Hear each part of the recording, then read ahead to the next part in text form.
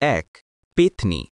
মৃত নারীর আত্মা সাধারণত চুল খোলা সাদা শাড়ি পরে গ্রামের বাঁশবনে ঘোরে মানুষের রক্ত বা প্রাণশক্তি শোষণ করে ২ শাঁকচুনি অকাল বিধবা নারী বা বিয়ে না হওয়া মেয়ের আত্মা সোনার শাঁখ ও চুড়ি পরে ঘোরে রাতে পথচারীদের ভয় দেখায় বা বিভ্রম ঘটায় ৩ ব্রহ্মদৈত্য পণ্ডিত বা ব্রাহ্মণের আত্মা মৃত্যুর পর অর্ধদেবত্ব অর্জন করে সব ভূতের মধ্যে সবচেয়ে শক্তিশালী ও জ্ঞানী বলে ধরা হয় ভালো মানুষকে সাহায্য করে দুষ্টকে শাস্তি দেয়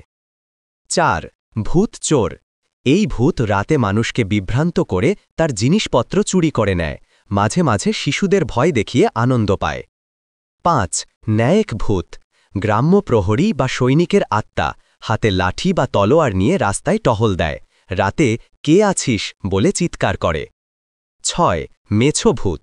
এই ভূত মাছ ভালোবাসে রান্নাঘরের পাশে বা পুকুরের ধারে মাছের গন্ধ পেলেই হাজির হয় মানুষকে ভয় না দেখিয়ে শুধু মাছ চুরি করে খায়